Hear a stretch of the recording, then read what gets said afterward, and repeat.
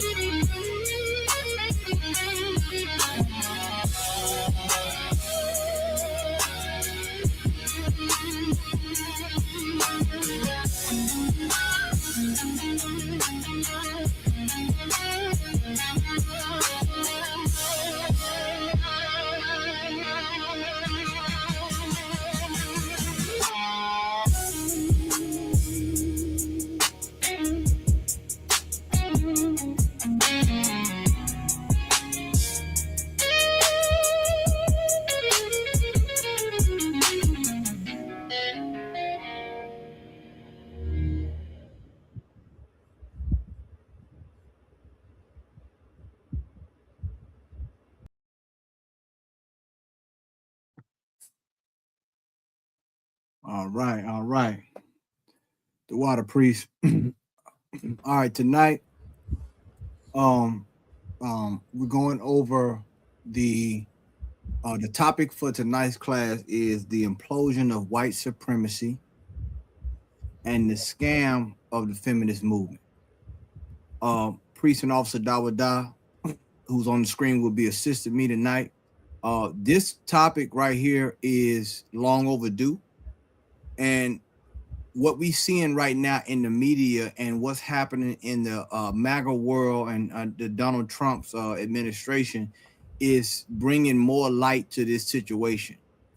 And it's about time that we have this conversation. Tonight is a class, but the dialogue has to continue on where we are as a people and where we are, what do we have as a culture in since we have integrated and we have followed these people's movements. Okay, a lot of these we're going to go into tonight how the feminist movement, it wasn't co-opted, it was started by our oppressor, and he used his woman to undermine our women to what? To destroy the Black, Latino, and Native American Indian household. And we're going to go into some topics tonight proving that, along with the of course we can't have the class without the scriptures, because the scriptures is going to nail down everything that we are saying and what we're talking about tonight for the edification of our people. So this right here, we encourage a lot of sisters to tune in. If you're not tuning in live, to come back and replay this class, because this right here, if you ever wanted to know why our relationships are the way they are today, why our families are the way they are today, and why they are destroyed and dysfunctional, we're gonna go into it tonight, because what we're seeing right now, all over the internet, all over the television screen, and any other access that you have, communication wise, you're seeing the implosion of white supremacy. Okay, and the implosion is household oriented as well. Okay, it's not just government oriented, it's household oriented. Okay, Dawada, Officer Dawada, could you please look up the definition of the word implosion? Count on one, sir. Okay, we know what white supremacy is. For those who don't know, white supremacy is so many different definitions, but the definition, the one I really like, is, once again, him being able to have his government and authority on this earth to be able to oppress everyone. His rule is law. His law is the rule. Okay, let's look at this definition right here.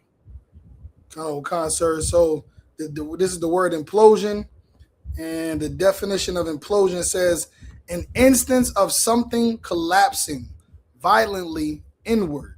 All right, and now this is what we're examining tonight: the implosion. And notice this: the instance of something collapsing. Okay, I want you to visualize a house.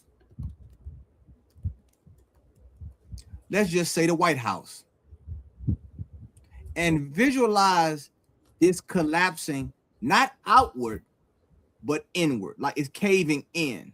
So and those who work construction, you pretty much know this. If something caves in, what does that mean to the structure of it? That it's weak.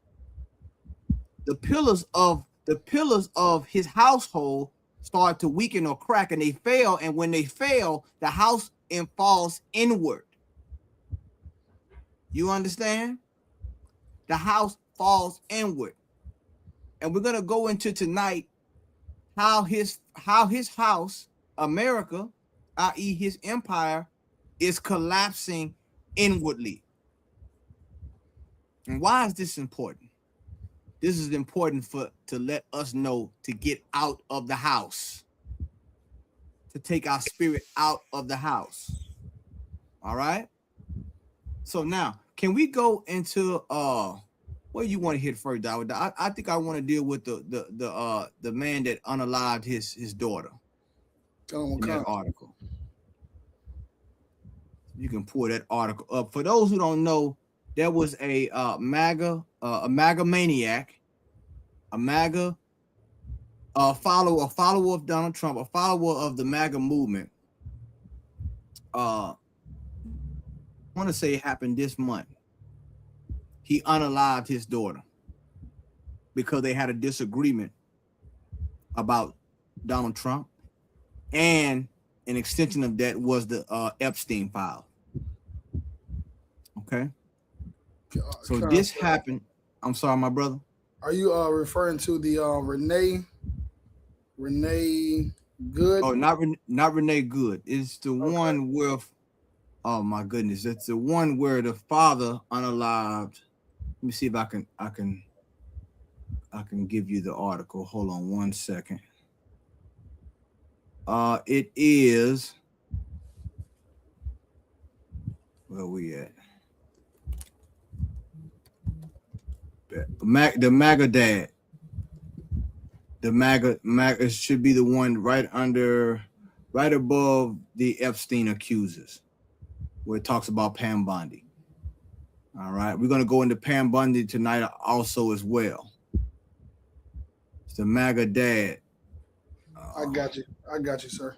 Okay. I got it. Okay. All right.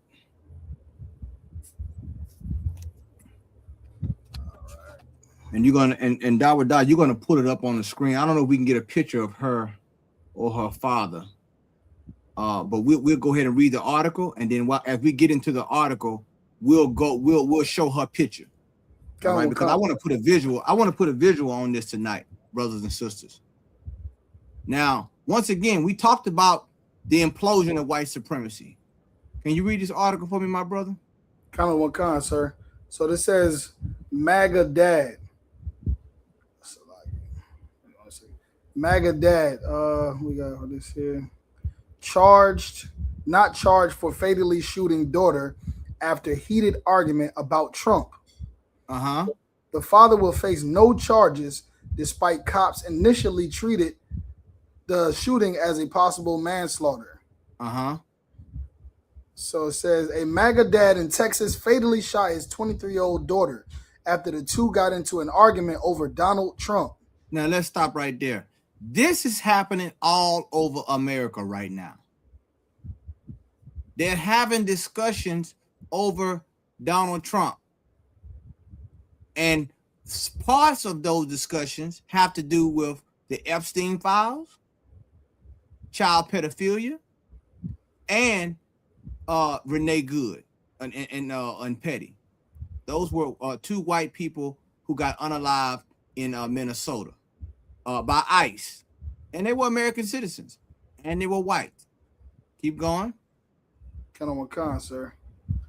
Lucy Harrison traveled to the Lone Star State to visit her conservative father, Chris Harrison, at his home in a northern Dallas suburb in January 2025.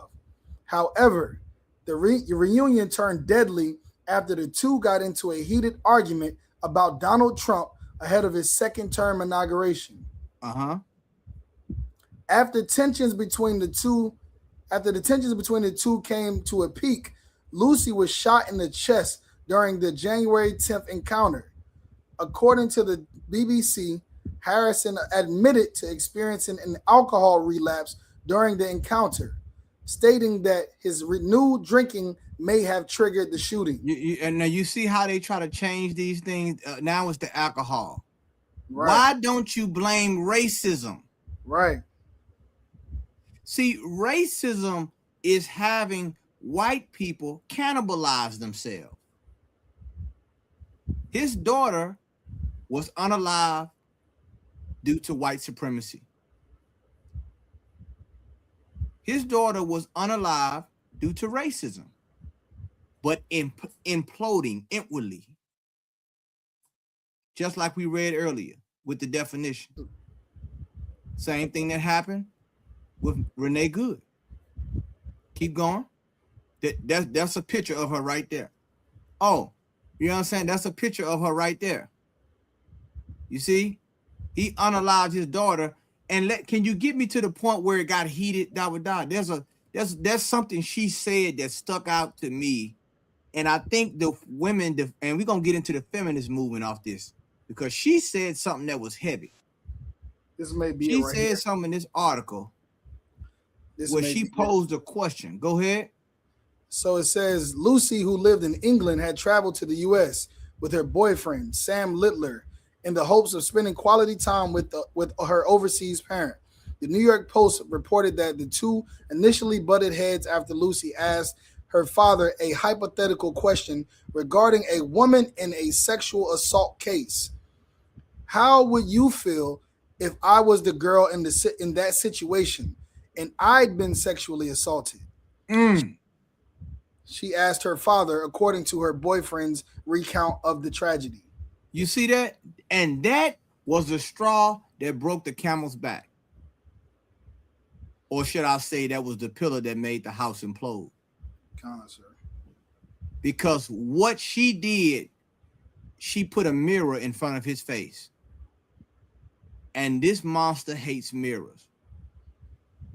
I have yet to see not the LGBTQI, the women's movement, the feminist movement say anything about. Have you heard anything about that, Dawada? I haven't heard nothing about this. Nah, sir. The white feminist movement, the feminist movement should be in an uproar. This ain't the only case. Right. Okay. So how can we take advice from these people about our family when they can't even govern their own household? Right. They really can't govern a government. And I said this once and I'll say it again. They know how to grow a government. They know how to shrink a government, but they do not know how to run a government. And how do you know that? Because he cannot deal with disagreement, even in his own household. She posed a hypothetical question and it struck a nerve and he got violent. You understand? This is what's going on with white supremacy. This is causing white supremacy to implode before our very eyes, brothers and sisters.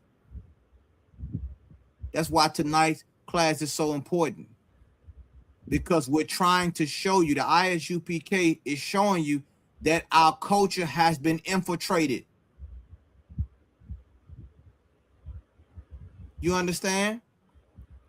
You want to know why we are where we are today in our marriages? Is because we followed people like this.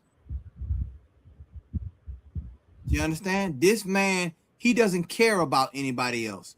All he cares about is power. And he's undermining and use our family to get it. Because if he cared about family, why did he unalive his daughter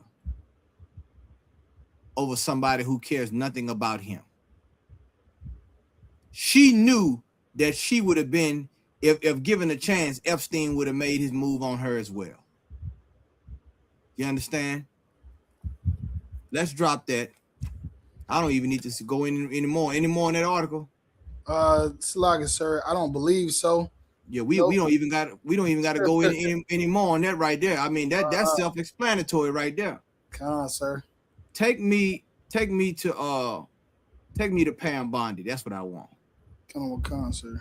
Take me to Pam Bondi. So that's right there was Exhibit A about how MAGA is what? They don't care about white women. And what are white women doing about it? Nothing. They're not saying anything, which shows you that the feminist movement was a movement only for what? To destroy our household. Okay, we're going to show you that tonight. After we get this, we're going to pull a scripture, all right? Kind of one sir. This man here unalived his daughter for Donald Trump.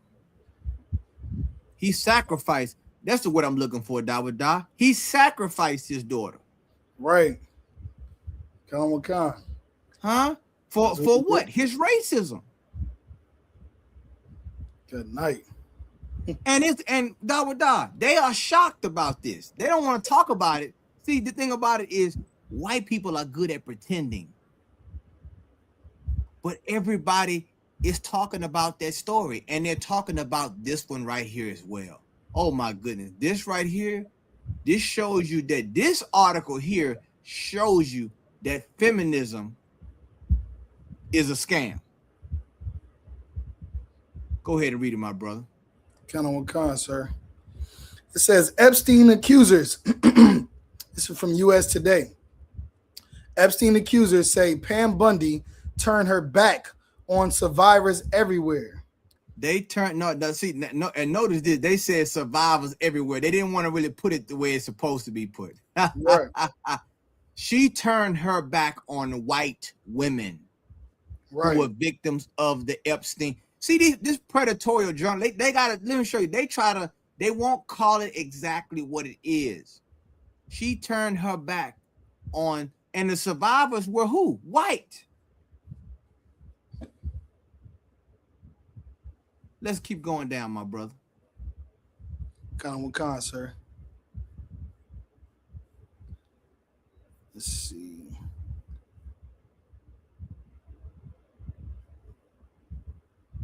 So it says, let me make it bigger. There you go. That's perfect. So it says 3 women who say they are survivors of Jeffrey Epstein's alleged sex trafficking slammed Attorney General Pam Bundy over the Justice Department's release of its Epstein files, days after she defended her actions during an Implosion congressional hearing.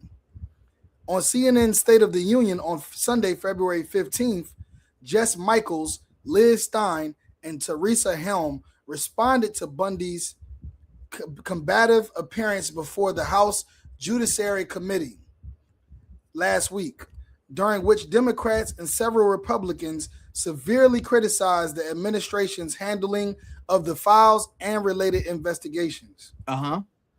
Chief among the complaints was the rollout of the documents not complying with a congressional deadline and the release of some victim names and identifying information.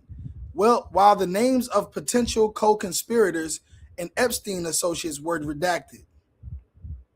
She was turning her back on survivors everywhere and not just us, Helm alleged to CNN's Jake Tapper.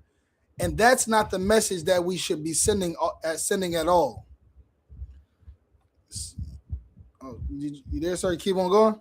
Yeah, go down. Okay, give me the picture where where she's not looking at the survivors. Okay. Like, so here you have it. This is a white woman. And listen, hold on. Am I correct, Dawadah? The only reason she got her position is because of feminism. That's how it always is. Ain't that how it always is? Sir. So now she got the position of being whatever her position is. She covered up and didn't care about the women. So what does that show you about the feminist movement? That they don't care. Look at all them go back up top. Look at all them black marks. All them black marks. It has to do the whole page black. The right whole here. Page. Listen, why you even print the page out? Hey, listen, hold on. Hey, Dawadah, man, if I got that much black on the page, I'm like, you know what? Go ahead and skip the page. That whole page is missing. Now, Dawadah, now come on, now, Dawadah. That's crazy. Like that, she covering up so much for them pedophiles. She don't care about white women. Now, where are the women? Where are the white women who are protesting her? You don't see it. The feminist movement, they're supposed to be code pink. Look at her smiling, and look at the victims behind her. She don't even care about them. You understand? Because guess what? They don't have any sisterhood in the feminist movement. How do you know that? Look at this. This is a white woman who has power, a position of power among Donald Trump, and she can care less about other women who are victims. So what does that say about you, black woman? What does that say about you, Latino woman, Native American Indian woman? They don't care. The feminist movement is a scam. Let me get that other picture when they started to make noise and she turned her head. Where it was in shame. It was just shameful. Did I miss it, or is it something that you sent me? I think it may be the thumbnail. Now I think you got it. Okay, the thumbnail. Okay, let me see. Let me see if it's the thumbnail. You understand? Like all of those names got redacted. Why? To cover up white supremacy. When you get that, I want to get once you get that picture, I want to get Exodus chapter 1, verse 15. Yeah, I think that might have been the thumbnail. That was the thumbnail. Okay, yeah. She couldn't even look them in the face. As a white woman, you know why she couldn't look them in the face? Because she would have saw herself. She would have saw herself. And you know what? I don't really hear Dawood. I've been looking to try to find the article about it, but I haven't really seen anybody tackle this issue. You know how when one of our children do something wrong in the ghetto or do something wrong is on the front page, you know what they say? Well, where was his mother? Well, they know the father's not there because they destroyed the household. But you ever notice they say, well, who's raising him? Where's the mother? You ever hear that? Sir, all Where's the time. his mother? But you know what I don't hear? I don't hear people asking, where are the mothers of these victims that were victims to Epstein? I don't hear that. I don't hear that conversation on where are the parents. And you know what I'm starting to draw a line on? I'm starting to see most of the facilitators in this sex trafficking, child sex trafficking, and stop using the word underage.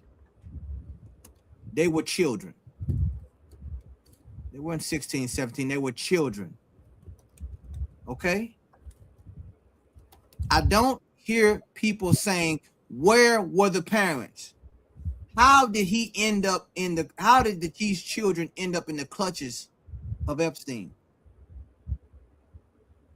It's almost like the parents don't exist. You know why?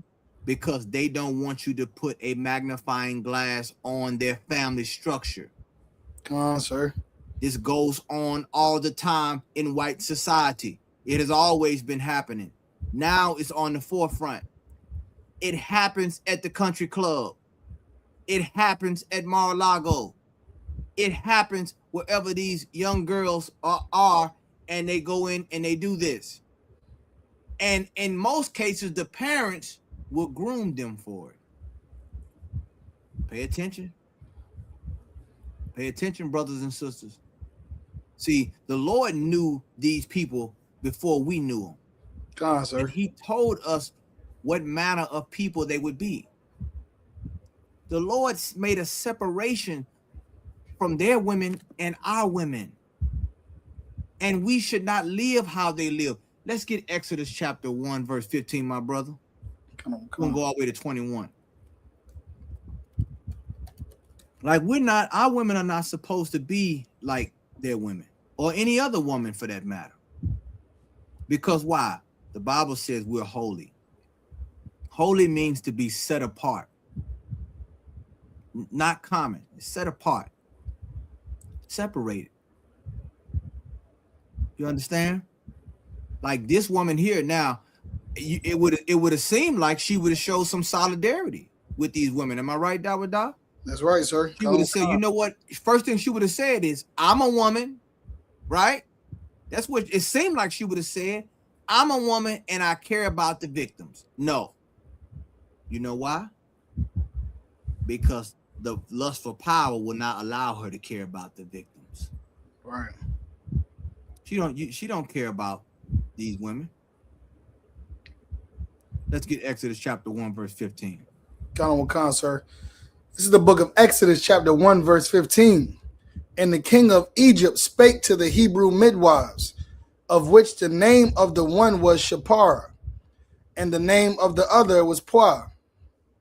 Verse 16. So this is in our captivity. And what? The king of Egypt, notice this, he went to who? The women. The midwives. Why? Because the midwives were what? Over what? The children. Right. Huh?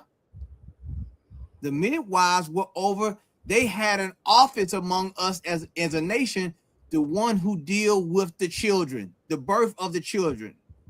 Right? That was their structure in our society, in our culture. Did he go to the men, Dawada? No, he went to the midwives. Go ahead. Verse 16.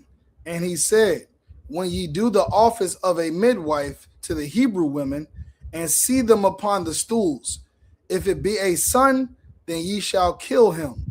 But if it be a daughter, then she shall live. This is abortion right here. Sir. You understand? You can call it late term abortion, but it's abortion nonetheless. And why did they want to kill all the sons? Because the men, the boys carry the seed. Men carry the seed. This was a way to what? To what? Eradicate our race. This was a tool he used, that he was attempting to use to eradicate or make us extinct. And he was attempting to use women to do it. Our women. Don't that sound familiar today, brothers and sisters? If it be a daughter, she shall live. Why? Because she cannot carry on the race. She don't carry the seed. So now the daughters would be what? Concubines or a sex slave to the heathens. Right. You understand? If you ever wanted to know why a man is important, look at this scripture right here, brothers and sisters. You understand? And these women, these Hebrew women, knew that. Keep going. Kind of one con, sir. Verse 17. But the midwives feared the Most High, and did not as the king of Egypt commanded them, but saved the men, their children, alive. Go ahead. Verse 18. And the king of Egypt called for the midwives, and said unto them, why have ye done this thing? And have ye saved the men children alive? Verse 19. And the midwives said unto Pharaoh. And this is important right here, brothers and sisters, especially you sisters. They did not do that because they don't, and this is why they didn't do it. For one, they feared the Lord. But let's check this out. Go ahead. And the midwives said unto Pharaoh, because the Hebrew women are not as the Egyptian women. Hold on. The Hebrew women are not like who? The Egyptian women. Are not like who? The Egyptian women. They knew that we don't get down like that. Right. That's not our culture. That's not our way of life. The Pharaoh wanted them to be like who? The Egyptian women. And brothers and sisters, our women today are trying to be like the oppressor's woman. All you have to do is look around. They basically got our women on autopilot now. Because you look at all the abortions that go on. You look at how we don't have a functional household. We have a dysfunctional household.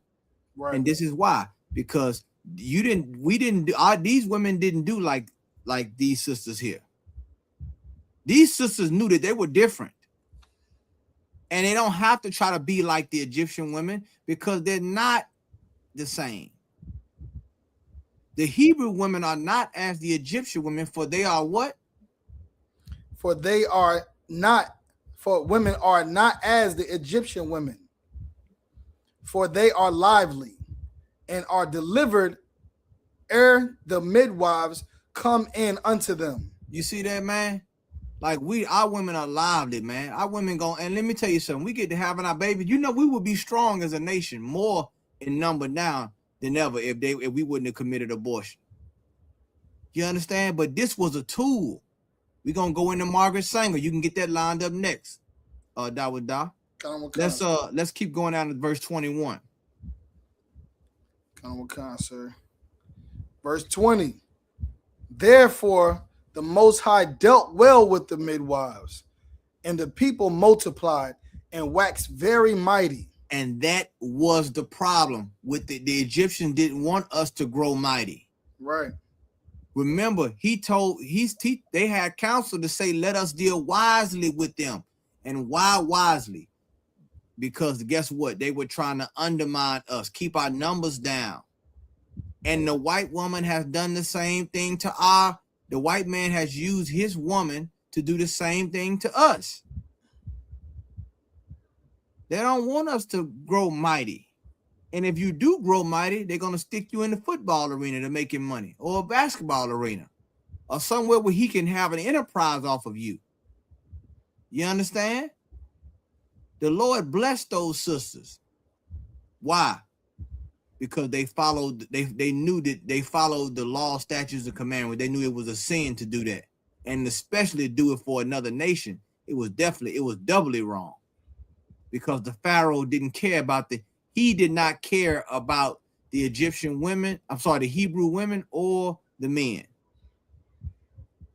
Now, if the women, if they were self-centered and selfish, they could say, look, this might be a good chance for us to get in with Pharaoh.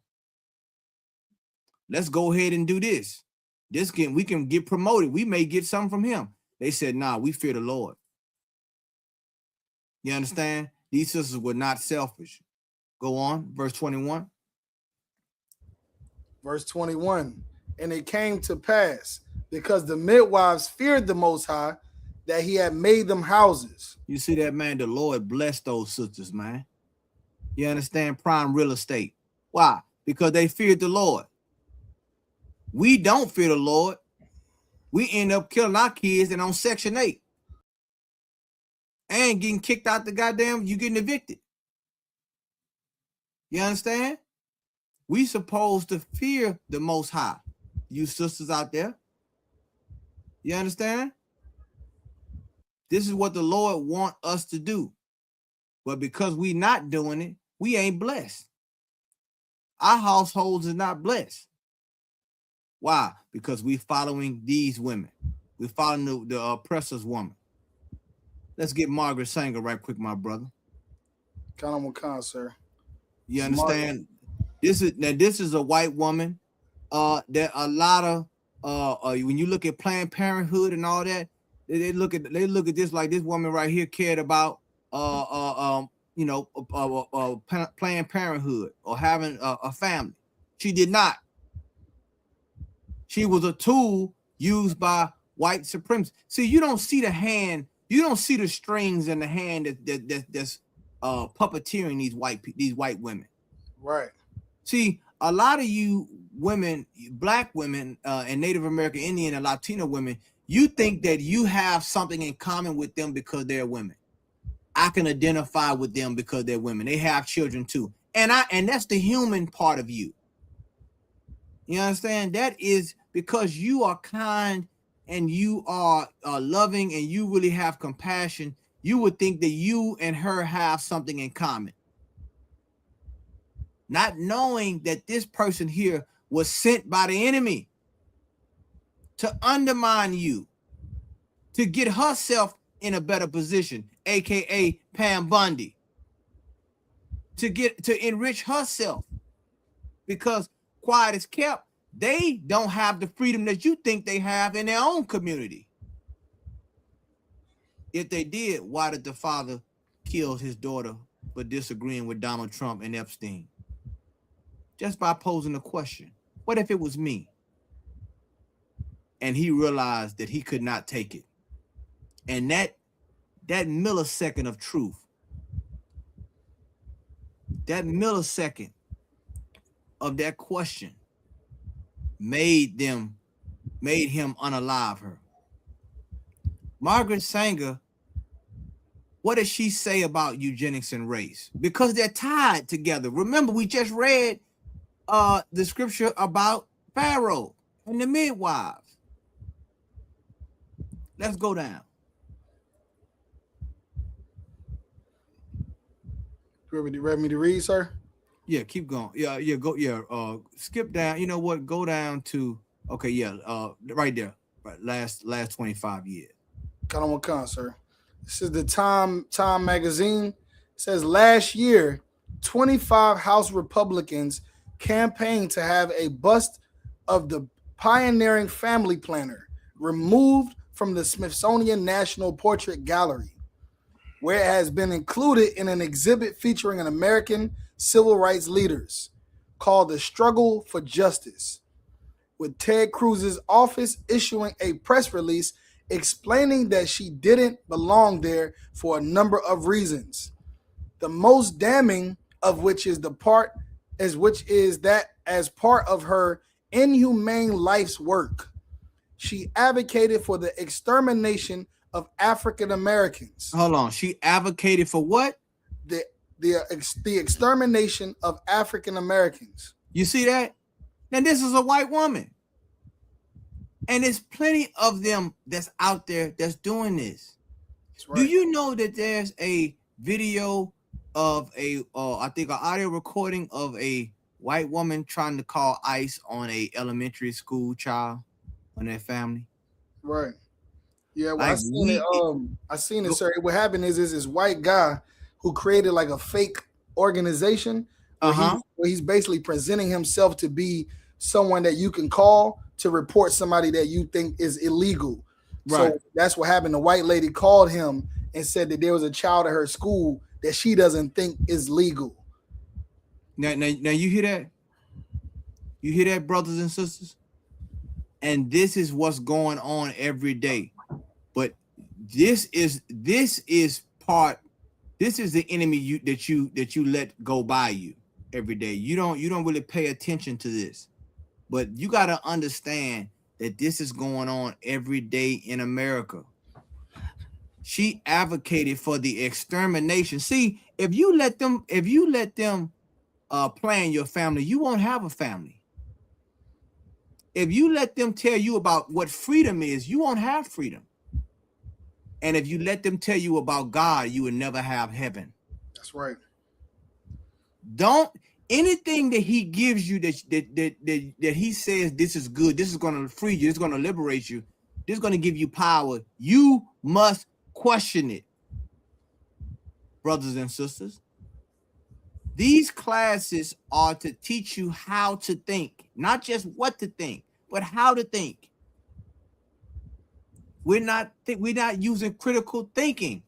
And why? Because we're not following what God said. If you open up this Bible, you will understand the Bible is a book it talks about oppression of a people and the liberation and freedom of that people. That's right. To come from under an oppressive rule. And if I could add, sir. Go ahead, my brother. So it was long ago. There was a voice recording that came out about Planned Parenthood, and what it was a recording of people calling in and making like $50,000 donations, $100,000 donations to Planned Parenthood, but only for Black abortions. Like they made it clear when they made this donation, I'm going to donate $50,000, $100,000, but I need this to only be for Black mothers who want to abort their children, to pay for their abortions. You see that? And that right there, it just goes to show you that who is he using? He's using because they know, okay, well, maybe because we've been oppressed so much, the Black woman thinks that maybe she'll have some sympathy. Maybe she'll understand that I'm a mother. She doesn't care that you're a mother. Right. She looks at your child being competition to hers. That's right, sir. She doesn't care. That's right. And you have to really process that in your mind when it comes to the hard truth, as they say. The hard truth about where we are as a nation in this point in time. How do you know that? The scripture said that they're not going to regard the old or the young. That's right, sir. You understand? It's power for power's sake. She advocated for the extermination, not the education, not the advancement, Right. but they use the black woman to say, you know what? Let me be free from this responsibility. Huh? This is going to set me back in life. And a lot of women, and see, the thing about it is, Satan can control you through quote unquote freedom. That's crazy, sir. I was just thinking about the scripture where it says that the woman destroy herself through overmuch liberty. Yes. Yes, brother. That's what people don't understand. People love to discuss freedom all the time in this place. Freedom, freedom, freedom. Free and free will. But that is stopping your will to be free. Go ahead and read that, my brother. It's the book of Ecclesiasticus, chapter 26, verse 10. If thy daughters be shameless, keep her in straitly, lest she abuse herself through overmuch liberty. You see that? God has restraints. Shameless is a good thing for a daughter. That's right. A daughter you have to raise a daughter with some kind of shame, because that's going to keep her what? Her femininity intact. That's going to keep her sober-minded about how she conducts herself. But when you look at the feminist movement, what does it preach? Sexual liberation. That's right. Sexual freedom, which was the forerunner to the what? Sexual revolution. That's right, sir. Your body, your choice. Your body, your choice. Huh? But the consequences, you get to divert that to somewhere else. Oh, I forgot. That's not your fault. Right. But you use your body and you use your choice, but you don't want the consequences. It's your consequences as well, sister. See, go ahead, Dawada. I was gonna say, sir, and we followed our sisters followed white women in the feminist movement for their fight for freedom, when the whole time the freedom they was fighting for was the freedom they already had to be whores. You know what I mean? Like all of the time that in chattel slavery, when the black women was midwives in chattel slavery, we was taking care of their kids so they can go to the frat parties in the club and party and drink and have sex with what they want to have sex with. They were not trying to raise those kids that they were having, so that's why black women raised them in chattel slavery. Exactly, brother. They got some down here. They got the Mardi Gras going on down here. I ain't got to tell you what's going on over there. Right. Down on Bourbon Street. And you seen doctors, lawyers, right, rich white women act like complete whores on the street at night. But they have liberty. They have freedom. Right. And guess what? They live in a society they can come to work and still tell you how you're not being a lady. Right. And this is what you got to understand for you sisters out there. You have abused yourself with the liberty that you got in this place. That's right, sir. In your pursuit of happiness, you've destroyed not only yourself, you've destroyed your children as well. And the household that you're supposed to have as well with a man. This is what has happened. Take me to Mark chapter 3, verse 24. What article we just was on? I'm sorry, my brother. We on the one about Margaret Sanger and exterminating black people, African American. Okay. So once again, they told, and the only reason that the Republicans told the truth on this because they were trying to defund Planned Parenthood, because that was a tool for the quote unquote Democrats. That's right. That's right, sir. That was a honeypot for the Democrats. All that genetic research off of dead babies, unalive babies. Scroll down some more if you can. See, you gotta listen to both. But they both telling on each other, brothers and sisters. Okay, hold on. Let's see. Ministers, we do not go. Okay. Go. Okay. Here we go. Right there. We do not want. Let's get that right there. That quote right there. Sir. quotations. It says, "We do not want word to go out that we want to exterminate the Negro population. And the minister is the man who can straighten out that idea if it ever occurs to any of their more rebellious members," she wrote. You see, now, so hold up now. So now we have a conspiracy here, a collaboration between the white movement, feminists, and a person that using eugenics to control and exterminate our race, and the what? The Christian. When she say the minister, you know who he's talking about? She's talking about the black pastor. That's right, sir. Now, I got word today Jesse Jackson passed away. And a lot of these, and you know, usually when a towering figure like Jesse Jackson, who's been around since, I mean, the civil rights, he was one of these civil rights leaders that marched for Dr. King and was around him. But now everybody's starting to have a review of these kinds of people's legacy. And one thing that sticks out about his legacy was the issue of abortion. And we got to talk about it. A lot of these things are coming under peer review, or should I say generational review. Because when these types of people pass away, we have to look at and see what did they stand for. Now, this is Jesse Jackson right here. Now, if I'm correct, Dawada, this was before he ran for president. Am I correct? So I think he ran for president in the 80s, and this was in 73. Okay, so he knew abortion is genocide. And he was right about that.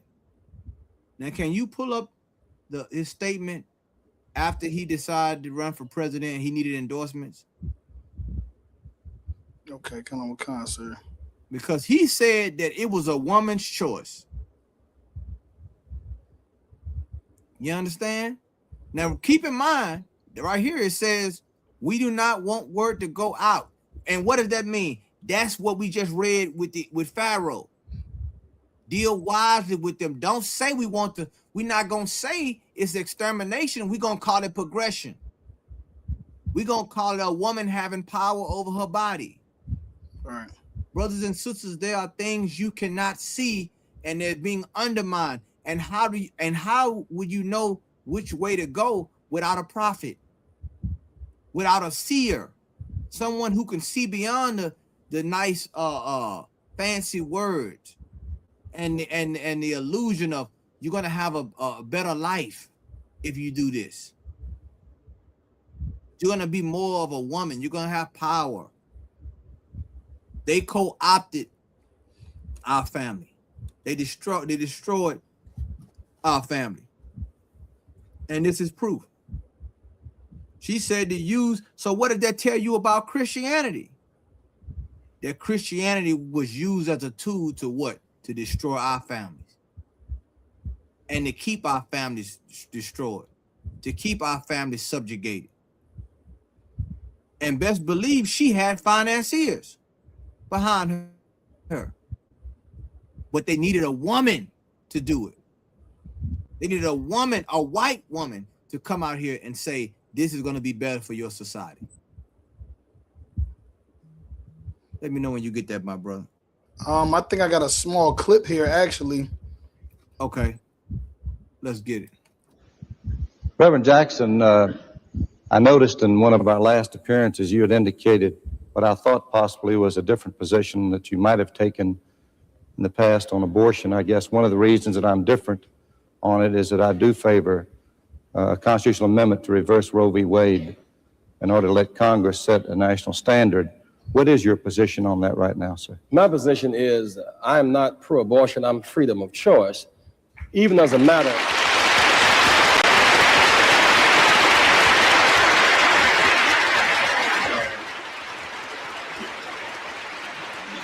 I remind the audience that you're using up Jesse Jackson's time. Even theologically, God gives us choice. We must live with the consequences of that choice, whether we go to heaven or hell, but at least we are not robots, but people. We have choice. Within the law, we have the choice. I would never encourage abortion. I do not embrace it. I put more focus on sex education before the fact, self-discipline before the fact, that people might be responsible and disciplined and matured and make decisions the day before, so they will not make decisions the day after. The fact is, it is one's choice, and it is also one's consequences that must be lived with. That is, it's for me, it's a matter of fear and trembling. Was the position I take, and I stand with that position. Now you see that? Good. Nice. Now, if that, now you see. Now notice this. That once again, choice, i.e., meaning what? Liberty. And let me tell you something. Politicians and pastors have a way of framing things where it's quote unquote easy to digest. If you're not skillful with the ear. Now, the women in the Bible, did they say that they had a choice? Oh, no. They said we are not like the other women, and we will not do this. You understand? This is what happens when you compromise yourself and you compromise the position, because abortion was not about just women in general. It was about whose population, Dawada? The African American population. So the African American. It was targeted to us. The only reason the GOP now is saying something now is because white women, they have really abused themselves with liberty. They're killing, and they're not populating as fast as we are, even with abortion. So they have to stop the abortion, because now it has what? It has self-imploded. If I could, sir. Go ahead, my brother. You see, like you was just talking about, like how it says here, and the minister is the man who can straighten out the idea if it occurs, right? So they use the ministers, like you said, like Reverend Jesse Jackson, and like we had the picture where he was against abortions, but then as soon as he running for president, now he's pro-choice, and then he got the nerve to talk about fear and trembling, and how we all just have, like, we should have the right to make a choice, and we have to deal with the consequences of our choice, as he's referring to the Bible. But here in Deuteronomy, if I could, sir, go ahead. It says in verse 20, verse 19, it says, chapter 30, it says, I call heaven and earth to record this day against you, that I have set before you life and death, blessing and cursing. Therefore, choose life. So you don't get it. It's not a choice. You know what I mean? You have to choose life. And you know what's so crazy about it? And this is the thing. You know why that they see the thing about it, and this is why being a leader is so important, and especially if you have a position of authority. Those sisters in the Bible, they had the office of a midwife, meaning they were charged with that. Mm-hmm. When you speak, people listen. You understand? Meaning their view of choice is based on what you say. If you say, we're not doing this, there is no choice in this.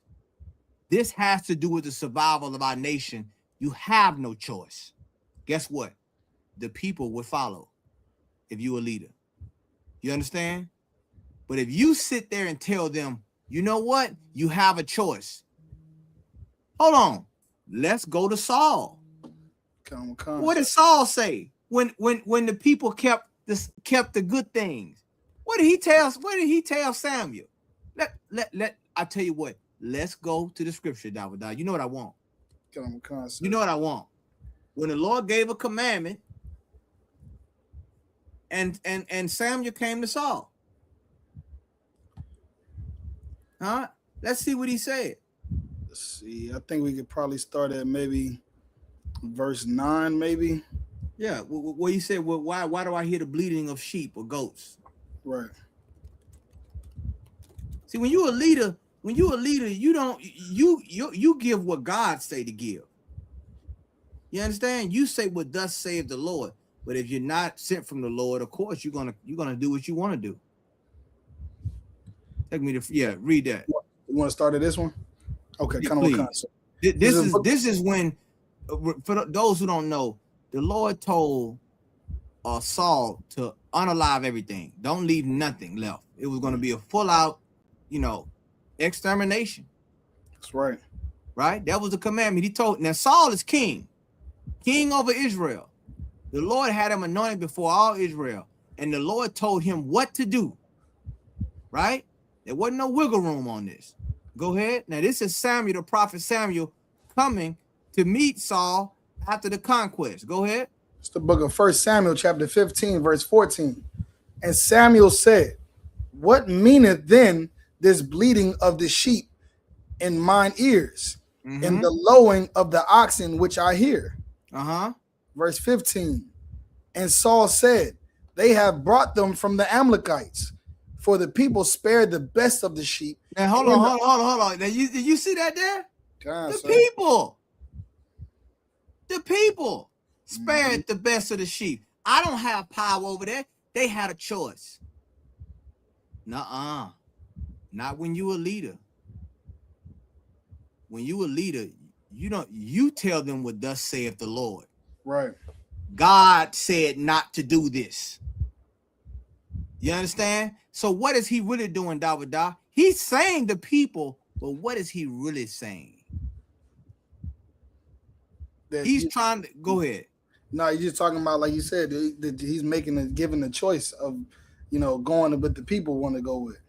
Because he really wanted what? Oh, he wanted to be reverent. He wanted power. He wanted the people's favor. There you go. You don't care about the people's favor when you serve the Lord. You don't have a choice. Just like Mattathias. Mattathias said he told them when the king's commissioner came, he said, I'm not gonna do it. My brother's not gonna do it. Right. And anybody under me not, even if they had the thought that, maybe I could. He spoke for everybody. You understand? So that's a good point right there, Dawada. I'm gonna go back. Let's go to Mark chapter 3, verse 24. You understand? That's the example. Like Jesse Jackson, he changed his position. Why? For the hope for run for president. And that's all. Now think about how many women went and committed abortion after that. Think about that now. Right. I want you to think about now before, because they looked at him as a leader, he said abortion is what, Dawada? Genocide. So that held the line a little bit. But once you compromise and they see you as, that's why the commissioner told Mattathias in the Apocrypha, I want you to come first. Because you looked at as a leader. Yep. You a man of grace. Why he wanted him to come first? Because if he gets you to come first, everybody else gonna say, well, man, look, hey, he did it. Right. We're gonna do it too. That's right. Nah. You understand? God, like you just said, Dawada, that scripture. He said before us life and death, then gave us the cheat code, said choose life. You know why? Because you too stupid to know what life is. You don't know what life is. You would know life if it was staring you in the face. That's right. You need God to tell you what life is. You can see life and you can see death and you will still choose death. So he had to say, let me help you out. Choose this right here. This is the one you choose. You said Mark 3 and what scripture, sir? 3 and verse 24 through 27. It's the book of Mark, chapter 3, verse 24. And if a kingdom be divided against itself, that kingdom cannot stand. You understand? And this is what's going on right now with white supremacy. There's fractured in the MAGA movement. That's fractured. You can get ready to pull that article up about Marjorie Taylor Greene, about it was all a lie. If a kingdom be divided against itself, that kingdom cannot stand. So this kingdom is on its way out. Why? Because there's infighting among this kingdom. Okay? Even the MAGA movement is fractured. There's white men unaliving and beating white women behind MAGA. Right. This is going. They just had a white man. He unalived his family doing a football game. Sorry. What is it? You want to talk about toxic masculinity? What's going on with these white men unaliving these white women? Right. In the word of Michael Jackson, Annie, are you okay? Let's talk about it tonight. Like, blink twice. Can somebody, you know what I'm willing to do? Now, I don't usually do this. I'm willing to open up this platform for white women out there who want to confess and talk about life living under MAGA.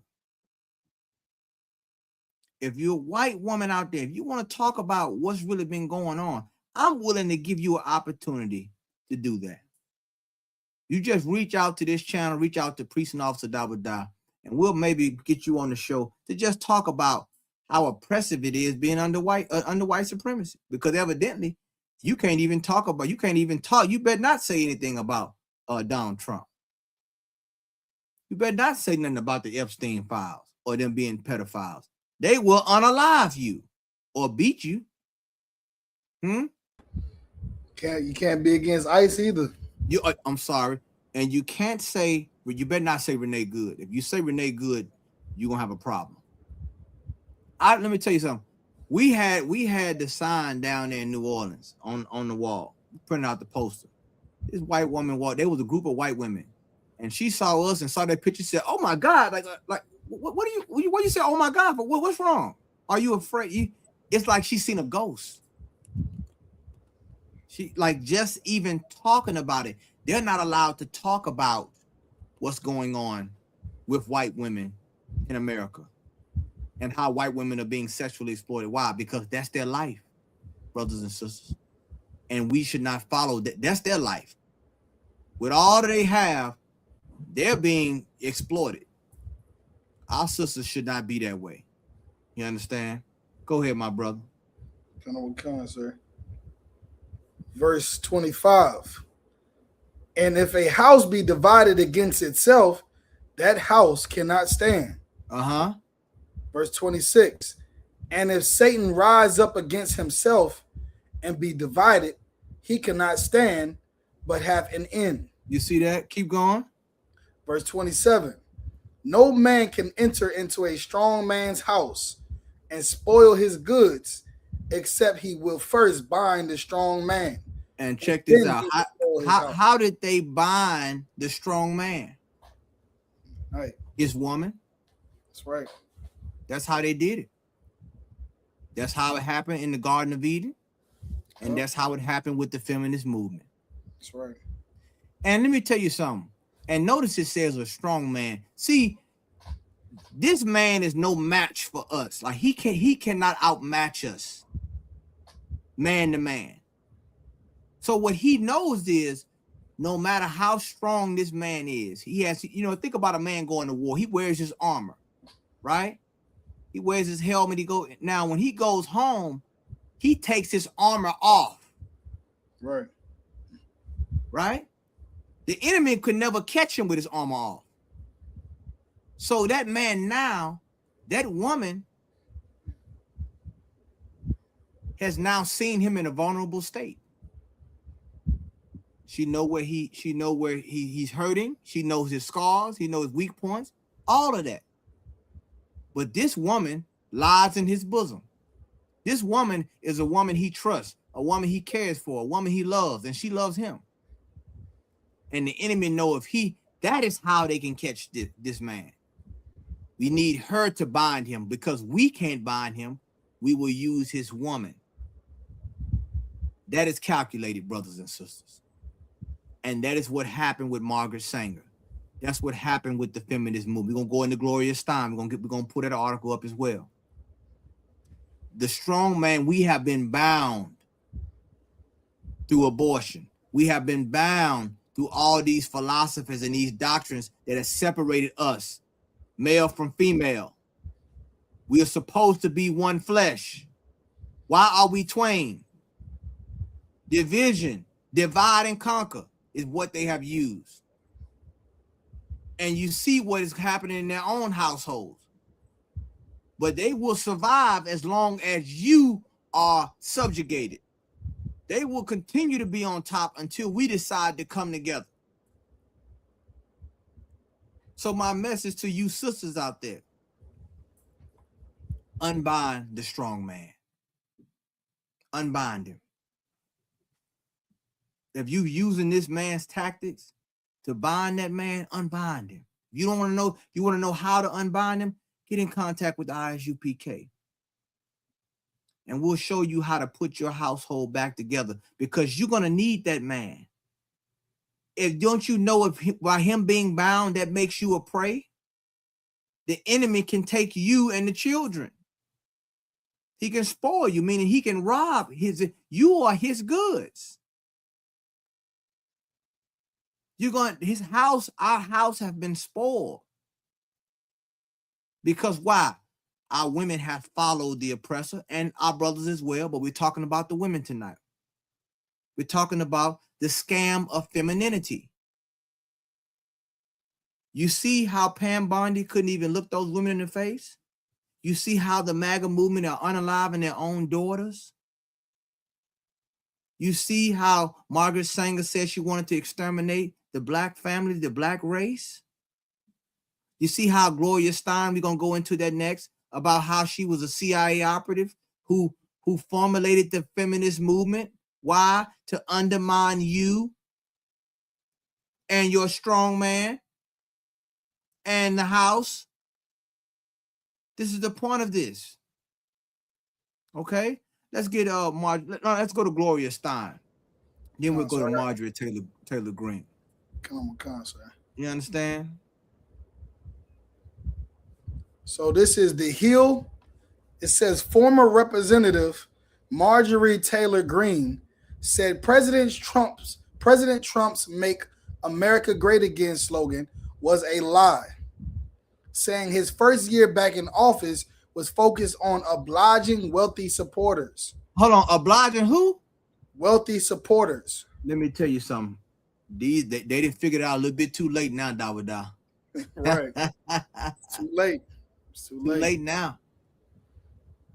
That's how it always is. Huh? So that's how it always is. We finding out too late with Margaret Sanger and Planned Parenthood. We finding out too late with Trump and all of his tactics. You know, all of the white man schemes and these choices that he give us. We find out way later down the line that it was against us at the end of the day. There you go, brother. And there's a quote that says, "Hell is truth realized too late." Good night. Indeed, that one. Now, here you are. Now, this is a white woman now. And notice this. Why are all the white women blowing the whistle? Notice that. Why are the white women? You don't really catch too many white men saying anything. But guess what the white women realize? After you get done with it. Say what, Dawada? I was going to say they white women finding out that liberty for women is unconstitutional. Thank you, Dawada. They see where it's going. They like, hold on. They see in their mind. See, Marjorie Taylor Greene said, "Okay, so we're gonna rule with the white man, and we're gonna have power." No. Hold up, because the Constitution is for rich white man with property. That's right. You didn't have a right to vote. Oh, I forgot. You used black women to push that. That's right. Because last time I checked, Dawada, black men was able to vote the same time black women was. There was no separation between us.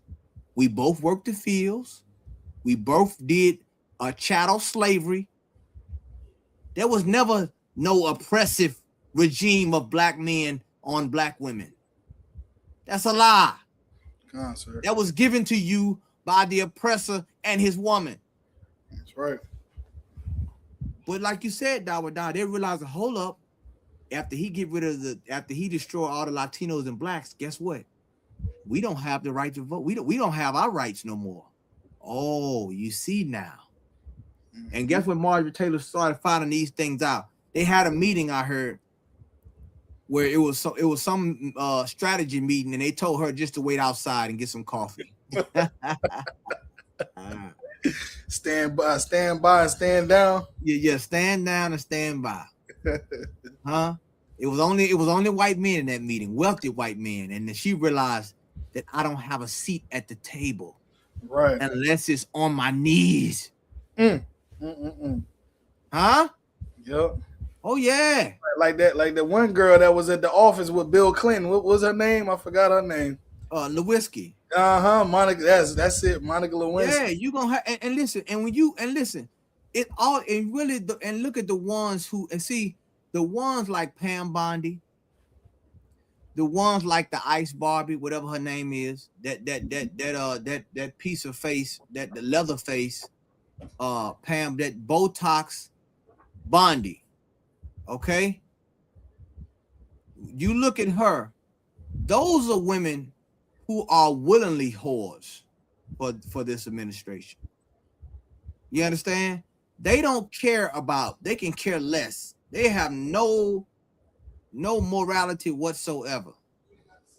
So they're gonna do whatever they can do to get power. Whether whatever they gotta do, whoever they gotta lie on, whatever they gotta redact, they'll do it because they don't care. They're that type of woman. You understand?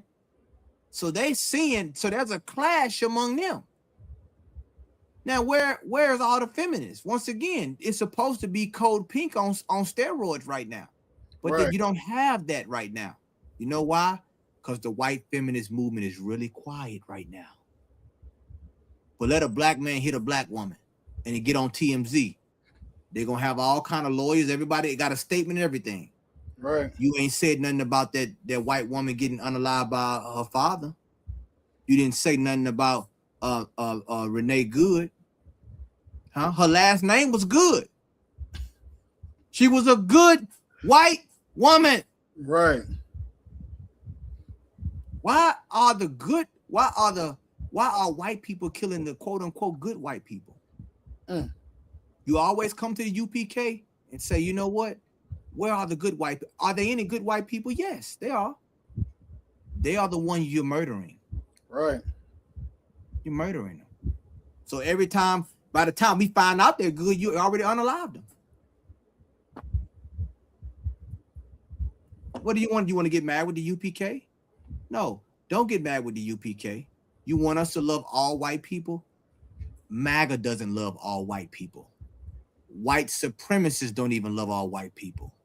So it's asinine for you to get mad at the UPK about us caring about our nation.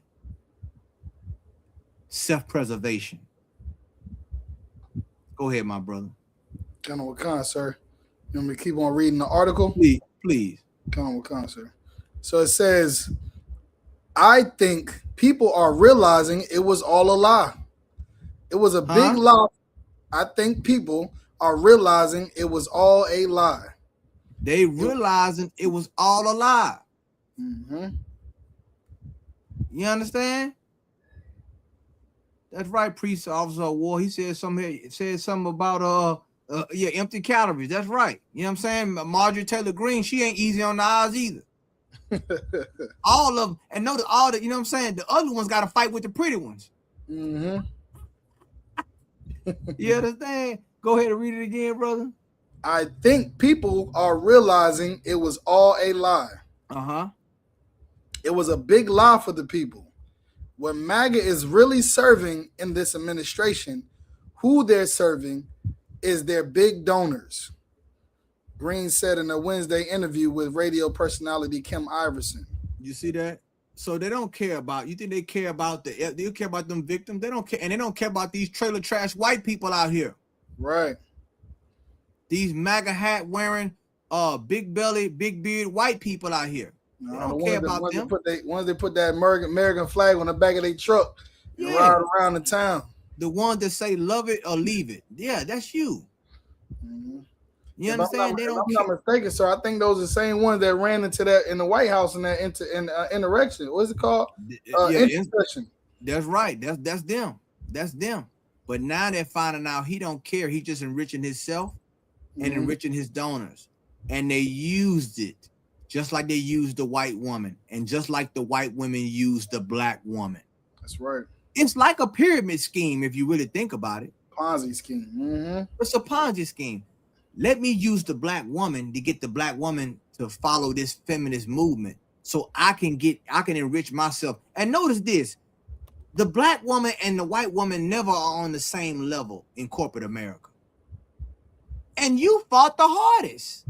You sacrificed your family. You kicked the black man out the house. And you still get passed up for that promotion. Imagine that. Because you've been scammed, sisters. You've been scammed by following white supremacy, i.e. the feminist movement. Let's go to Gloria Stein, my brother. Then we're going to get Esther. We'll get Esther chapter 1. I'm sorry, 1 Corinthians 14 and 33. Let's go to Gloria Stein. We're going to get down to the nitty gritty on this thing, man. Because you know we have proof. You know we have proof about what we're saying. We're not just saying these things. Huh? I want that picture of her next to the black woman, if you can, Dawada. I want that front and center. Cut on with sir. I got to have it front and center, because that right there is showing you right there what goes on, how the feminist movement has scammed our sister. Now I want you to look at this picture here, okay?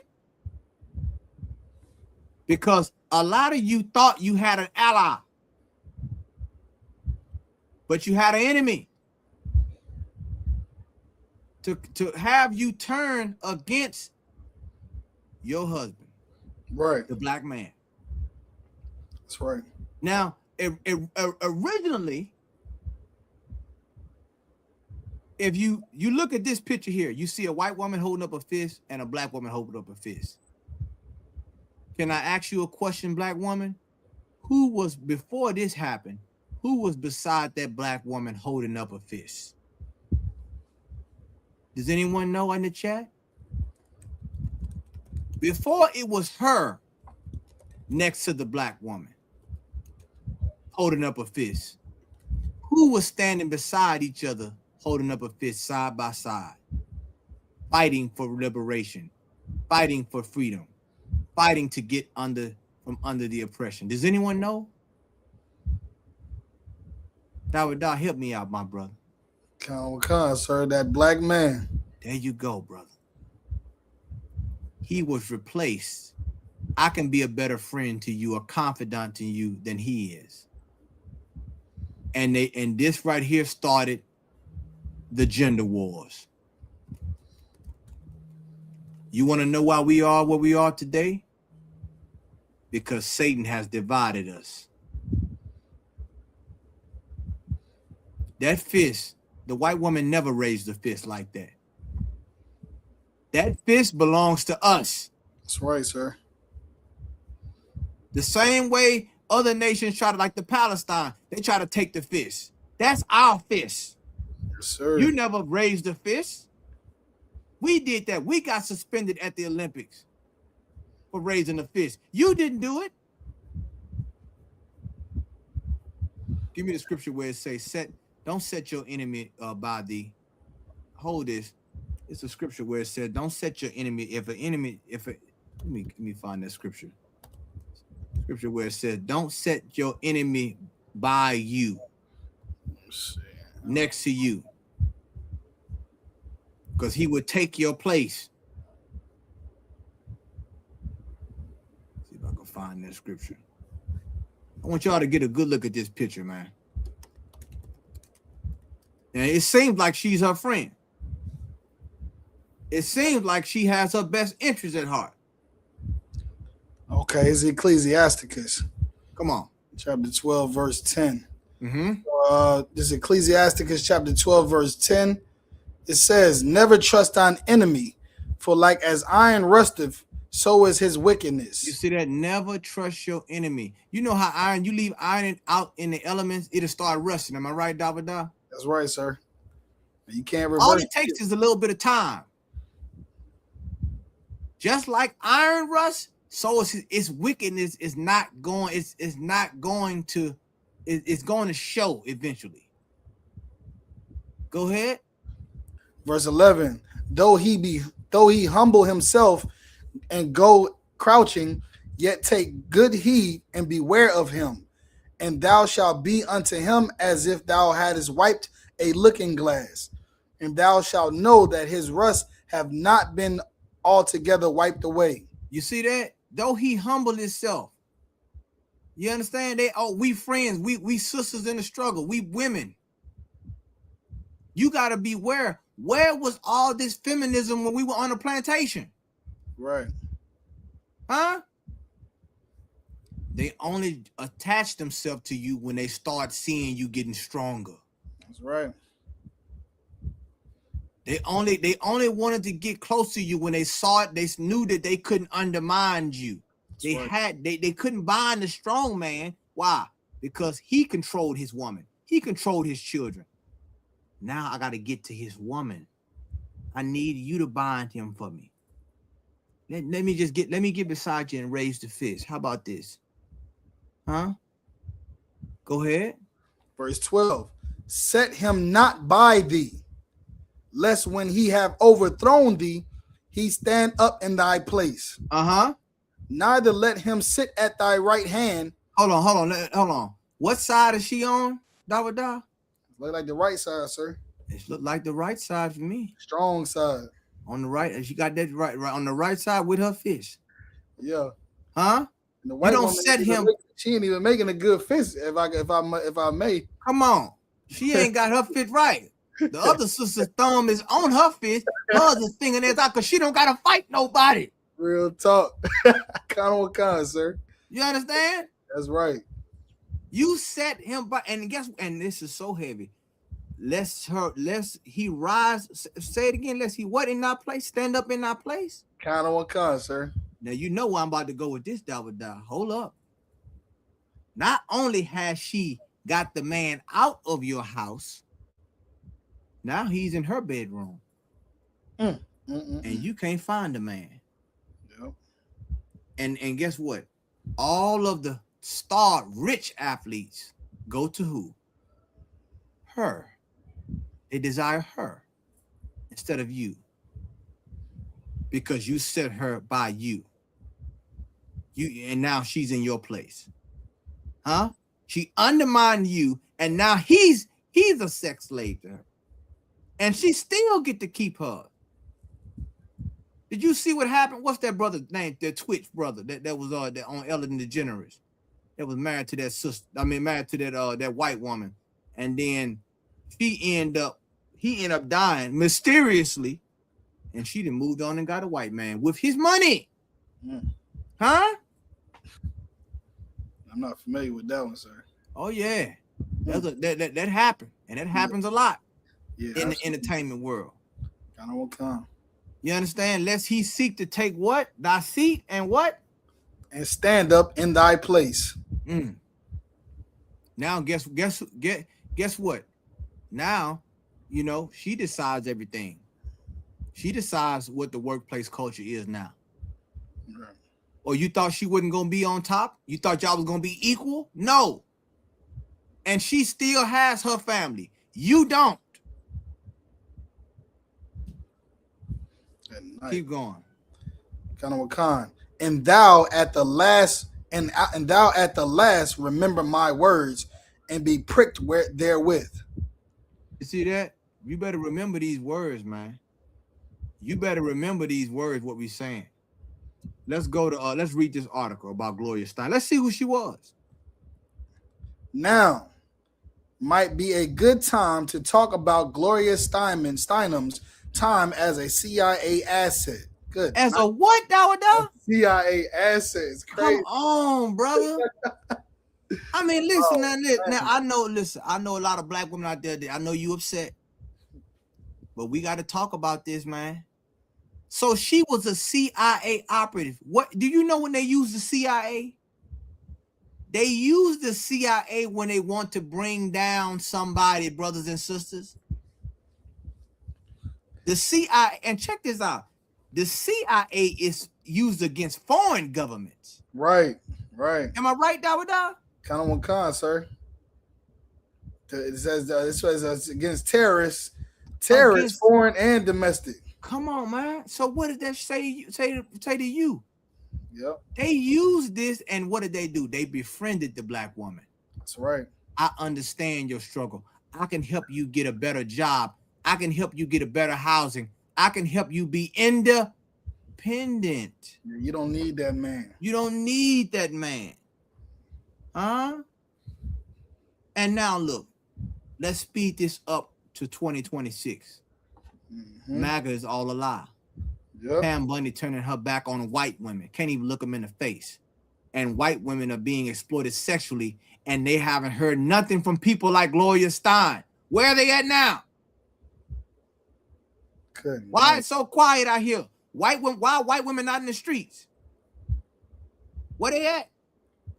Where are they saying, I'm a woman, I'm against the Epstein? The only people speaking against Epstein are them few women that's survivors. Where is the mass number of white women that's speaking out against this? You don't see them. All these fabricated movements and minority groups and all these things, they have been constructed to destruct you. She was a CIA asset. And here this black woman, she probably didn't even have a clue. Absolutely not. She thought what she was doing was going to be best for everyone, and it failed. Go ahead, brother. Let's keep going. Kind of with sir. So she was a CIA asset. Let's see. Last week, 79-year-old feminist icon Gloria Steinem was awarded the Presidential Medal of Freedom. During her acceptance speech, she graciously declared, "I'd be crazy if I didn't understand that this was a medal for the entire women's movement." You see that? The entire women's movement. Notice that you grouped in that, but guess where you at on that? You at the bottom. Right. Huh? Affirmative action benefited rich white women more than anyone else. That's right. Keep going. Should you? Let's see. Keep going. I want to see if I can find another piece in that article where it said, Barack Obama gave her the medal. No. Who gave her that medal? It's crazy, sir, that you bring that part out, because it was Martin Luther King, I believe, was given the Margaret Sanger Award. There you go. You right, Dawada. You know what I'm saying? That why you were given an award because you pushed the agenda. Evidently. Why would you get an award from somebody who wanted to exterminate the whole black race? Right. Think about that. Like, that's a hell of an award.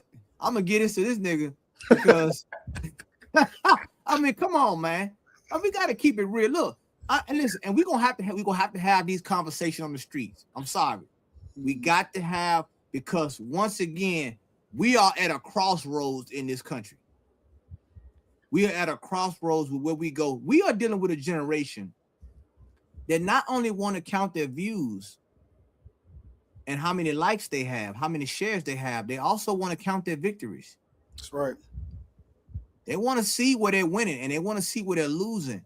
And you can't just, sweep it under the rug now. Go ahead, Priest. I was trying to find the part where you was looking for, sir. You said it said something about what now? Hold on, let me see. Go down. Okay. I skipped some parts. I skipped over here. Is talking about 59. Okay, yeah, here we go right there. This 1959. Let's go. Okay. In 1959, Gloria Steinem attended the communist-sponsored World Youth Festival in Vienna as the head of the Independent Service for Information, a CIA front. You see that? This woman right here, once again, they know how to use women. Mm-hmm. So when you see, and listen, it's in the music, there's so many things that you don't see, brothers and sisters, especially you sisters, which is why you have to follow a man of the Lord. You have to get into the ISUPK and learn these things. Learn how to think. Just because it sounds good don't mean it's good. And right. Here she is. She's a CIA front. Go down some more. Okay, sir. This goes to show you that and she was financed. Let me see. Okay, keep going down. Keep going down. Oh, that might be it. That might be it. Now, that's by, you know what I'm saying? They probably redacted the rest of it. Look, let me tell you something. Look, the ISUPK is at the tip of the spear when it comes to these types of things, man. You understand? You got Marjorie Taylor Greene, you got all these different people out here saying the MAGA movement is compromised. No, it's not compromised. It's going as it's supposed to go. You just realized a little too late that you weren't included in the power structure, that you're going to be subjugated like everybody else. Now let's get that term awful. Let's go to let's get 1 Corinthians 14 and 33, and then we're gonna put that article up on what they're calling, what the MAGA movement is calling white liberal women. You understand? There's an implosion happening with white supremacy, which is why the Bible said, "Come out of her, my people. Take your spirit out of this place, man." This woman is not going to teach you how to be a good mother, black woman. She's not going to teach you how to be a good wife. She can't even keep herself from getting beat and unalived by her own family. You understand? If it wasn't for mascara or them allowing her to wear dark shades at work, you would be seeing the rings around her face after the football game. You understand? You'd be seeing the rings around her face. We don't come to work all that because they're getting beat. That's why. You know what I'm saying? They don't have a functional household. Why? Because it's imploding. The very thing that they tried to do for you to try to undermine you, now is starting to backfire. That's right. Let's get it, my brother. 1 Corinthians 14 and 33.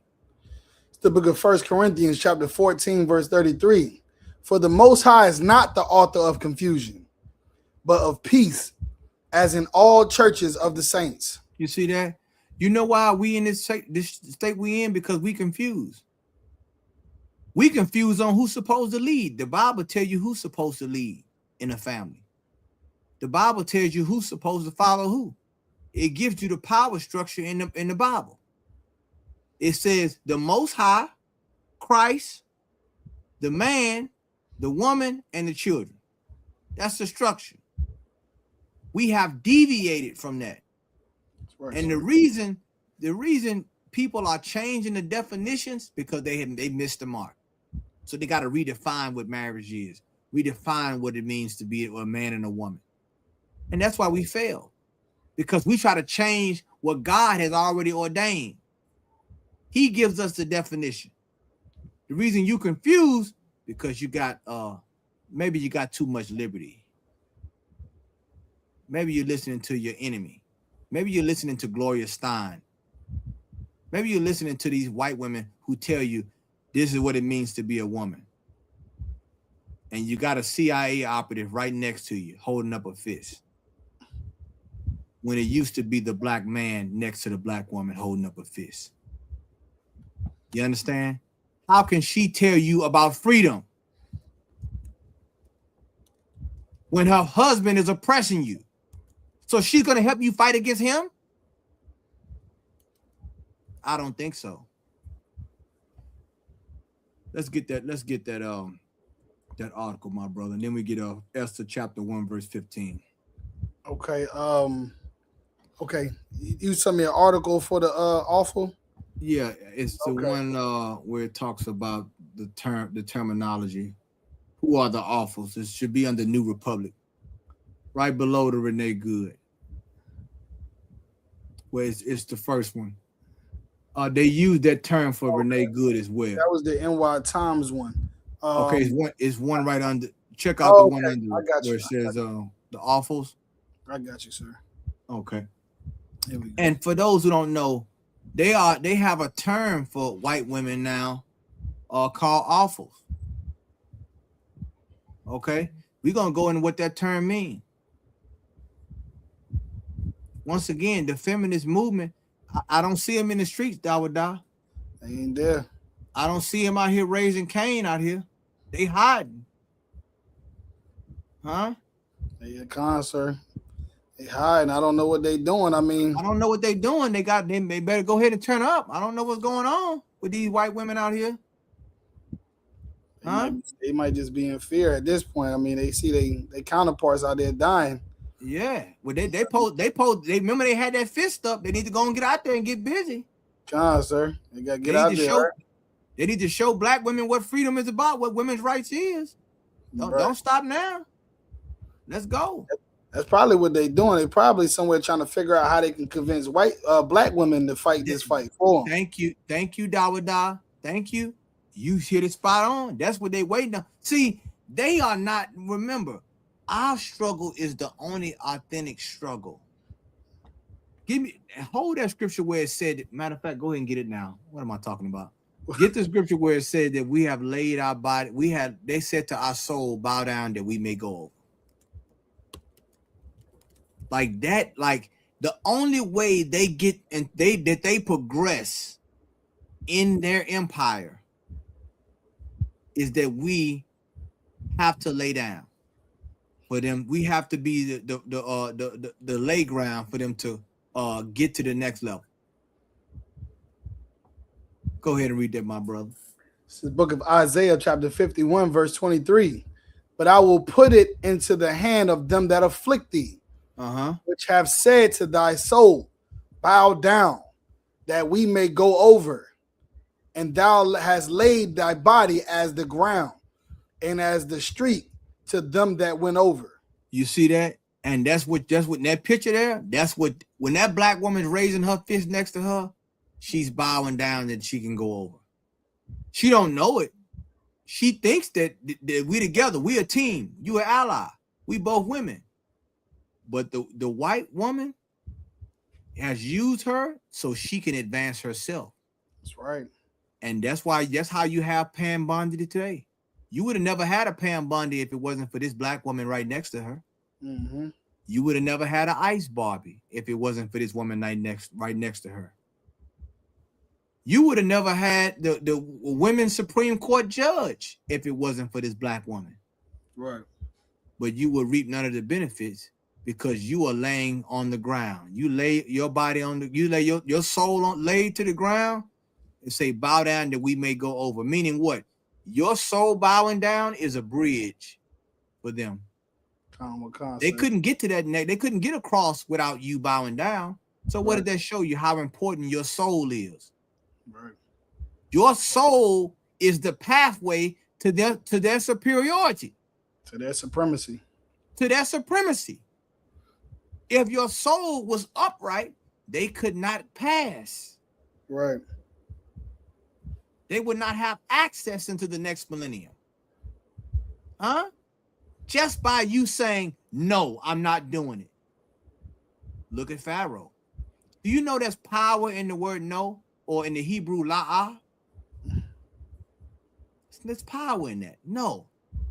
And no is a complete sentence. You don't have to say anything else after that. Now, That's the beautiful part about it. Go ahead. The sisters know how to use no. They know how to say no. Yeah, they gotta say it to No, go ahead, Dawada. Come on with it. Now they good at saying no. They know how to say no. They got to figure out. They got to give the no to the right person. Come on, brother. They got to and listen. When they get the no to the right person, the yes is going to become right. Once again, this is balance. Once again, we teach you where to put what. Right. We're going to, like what you said, Dawada, so heavy. Where to put your no. Where to put your anger. Where to put your love. All these things, there's no escaping it. We all have these emotions. We all have these things, but we have to put them in the right direction. That's right. No different than a child when you have them put the star in the star block and the circle in the circle block. You are teaching them to identify where these things go. That's right. God is doing the same thing with the truth. He's showing you where to put your emotion. This emotion, I'm not telling you to cancel it. I want you to put it here. That's right. And put it here at this particular time. It's still useful. You know what I'm saying? Put your emotions in the right place. Here we have it. We didn't bow down so they can go over. That's right. All these white women that are using their power to oppress black women and other white women, they got there because of black women. That's right. Because black women were in the streets and black women turned on their own man. And they showed the oppressor, look, I'm with you. I'm gonna give you twice as much as I give my husband. And that's what they did. Now the state raises our children now. We don't have a father to raise our children. And that's why our children are out here murdering like they're doing right now. And the women can't control them. Because we followed somebody like Margaret Sanger. We followed Gloria Stein. We followed them. And now it's imploding. Now we're at the end of this empire, and like Dawud, Precinct Officer Dawud said, now we're seeing it a little too late. But here's the thing. The Lord said he would cut the time short. He's giving us time still, even though he's going to cut the time short to get it right. For us to try to come back to say, man, let me repair and rectify what I did. You understand? Because it's no saving this place. There is no vote that's going to save this place. I don't know what y'all thinking, especially if they're in New York. You're like, oh, Zamdani, that don't mean nothing. I don't know if you know. You think these people care about a vote? You better look at January 6th. Right. Don't care about it. I saw on the TV, the woman was like, oh, this is so great. And I wanted so bad to be on the TV and look at the TV and say, you don't get it, do you? Don't. Right. She's like, yes, we did it, New York. I wanted, I put me on the screen. I would have been like, you don't get it, do you? You don't understand, do you? Oblivious. Do you understand that these people don't care about democracy? They don't care about the NATO. They're going and they want to take Greenland. It's imperial. They're going back to the old Napoleonic imperialistic type of mentality. And that woman has to be under their boot as well. That's right. That's right. If I can get Esther chapter 1, verse 15. I'm sorry, go ahead, read now. Let's get this verse. Okay. I'm sorry. Come on, sir. This is politics. It says, who are the awfuls? Trump hates them, so they're doing something right. Uh-huh. They're affluent, white female, urban liberals. And the murder of Renee Nicole Good will politicize millions of them. And I like how they use the word will, because it ain't happening. Yeah. You understand? I'm waiting to see you in this. I'm waiting to see all the ones that we the awfuls. We the awfuls, y'all. Mm-hmm. And listen, they come up with terms for these white women. So they classify them as being an accessory to the enemy. Go ahead. Khan, sir. Nomenclature is potent. Donald Trump loves a nickname, and there is a power in naming things. Once a thing has a name, it can be categorized, judged, explained, and perhaps satirized and belittled. Over the last decade, Trump has had wild success with giving names to his rivals. Most are on about the 8th grade level, but they have often subsequently flattened these rivals, sucked their power right out of them. Low Energy, Jeb, Little Marco, Crooked Hillary, and Sleepy Joe. Okay, so look, can you take me down? Go down to where it says when he tweeted affluent. It's gonna say affluent white women. Go up a little bit more. Oh, down. Go up. Almost go up a little bit more. Where it's gonna say, it's gonna have a quote. Go up to the top. Oh, to the top. Okay, let me see where it's gonna say the word awful. There you go, right there. Tweet it. There you go, right there. They're right there. You got it. Okay. Sometimes these groups. Okay, kind of time. And sometimes these groups were given pejorative nicknames, Karens, which means humorless women, and now awfuls, which means affluent, white, female, urban liberals. You see that? So when you see that term awful, they're talking anybody that's affluent, white, female, and urban liberals. And notice what they said is so true. They categorize, they name things. It is power in naming things. You're able to categorize it, and they are naming their enemy. But you know what? You're not. You're not. They understand that they are at war. And in order for them to be able to accomplish what the priest of war said, the oppressor who is one where said they are that's right, brother. We name our enemies. That's right. We name who's the devil. We categorize him. Why? Because that's safety in that. And it helps you be able to know how to move in this society, man. That's right. So they looking at these affluent white women, liberals, and they call them awfuls. Keep going. Kind of Wakan, sir. The first time I saw someone use the acronym to describe this group was on election night in 2024, when internet commentator Eric Erickson tweeted, "Affluent white female urban liberals, the awfuls, radicalize a lot of people against them. Nicole Wallace, Rachel Maddow, and most of the rest of the women at MSNBC really have played a powerful role in what is happening tonight." You see that? But see, I you know, and this is the thing about it. When you really look at it, they love to give these people accolades. But once again, going back to Gloria Steinem, do you know what black women were doing during the feminist movement? Do you know all the things that they did during the feminist movement, man? You get a chance, you do some research. They ain't doing a quarter of that, Dawada. Right. They supposed to be in the streets. They supposed to be saying the white women not gonna have sex with their men. Right. But we know how that turned out, right, Dawada? Kind of Wakan, sir. It'd be a bloodbath. I need you to use some of that Gloria Steinem CIA fake feminism that you say you got so much. Because as far as I can see, white women are playing their position, even if they're getting unalived. What did that tell you, black woman? That they're gonna follow their man, no matter how crazy he is. Why don't you follow your man in righteousness? Why don't you turn to the Lord? You understand? You ain't supposed to follow no fool out here that's out here doing evil, but the white woman will. All we saying is to come into the ISUPK, change your life, and for you brothers to make yourself righteous so these sisters can have a righteous man to choose. That's right. It's time to put the black and Latino, Native American Indian household together, man.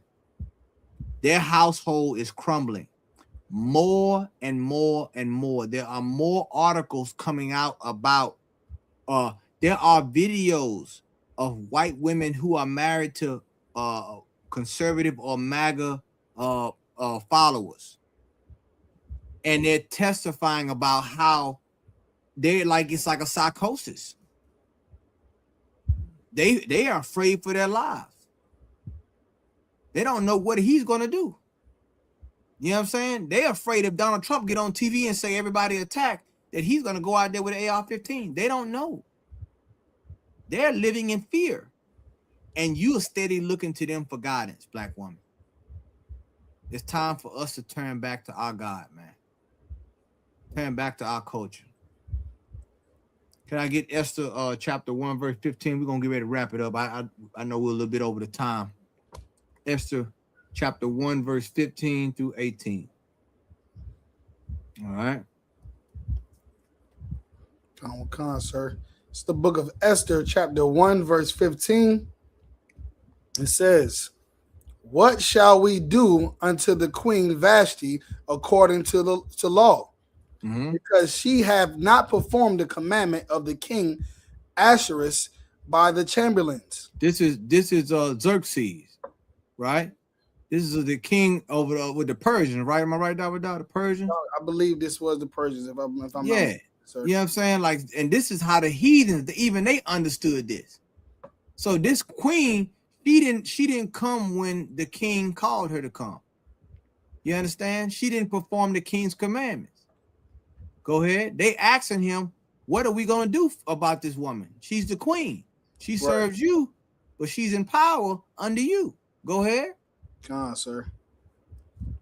And verse 16, "And Memucan answered before the king and the princes, Vashti the queen have not done wrong to the king only, but also to all the princes and to all the people that are in all the provinces of the king Ahasuerus." You see that? And why is he saying that? because he knew there's a thing that they use that right now they call influence. That's right, sir. Huh? She was an influencer. She had major influence. The women looked up to her. She was the queen. And her rebelliousness was not, and notice this. Now the only one she didn't listen to was the king. Am I right, Dawa? That's right, sir. So why did he say that she have wronged all, not just the king, but the princes and all the people? Because he knew something that we still have yet to find out. He knew something that we have yet to find out. We cannot have dissension in our households. It undermines the whole kingdom. It undermines the nation, the culture. You have to be on one accord. Go ahead. Verse 17. Verse 17. For this deed of the queen shall come abroad unto all women. Unto who? So that unto all women. All women. Go ahead. So that they shall despise their husbands in their eyes, when it shall be reported that King Ahasuerus commanded Vashti the queen to be brought in before him, but she came not. You see that? So what happened? What is this showing you?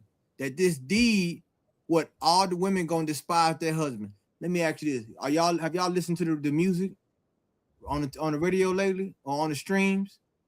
I ain't got to tell you what's going on with a lot of these women. I ain't got to tell you what's going on. A lot of these, I can't stand these damn show. The housewives of this and that. I can't stand it.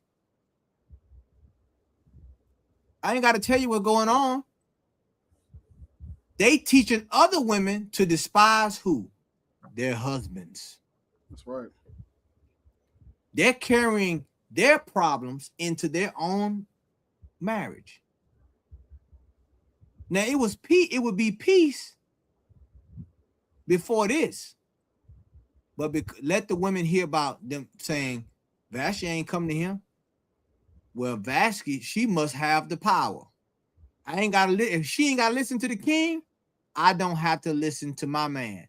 What does that show you about women? They are easily influenced.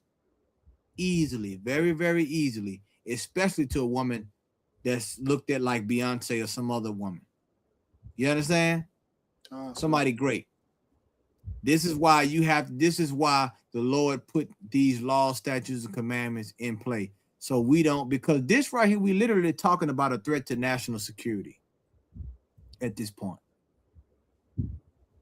That's basically what his advisors are telling him.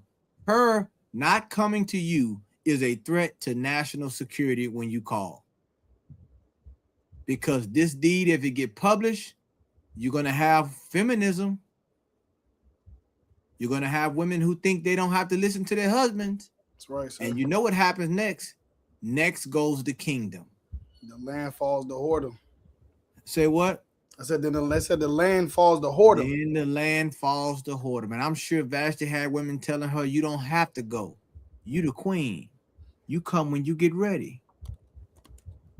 Well, she lost her crown that day. And another woman that's better than her replaced her. And that's important. We have to understand that we cannot look to these people for any family guidance. That's right, sir. God has given us all the tools that we need to have a family, to structure that family.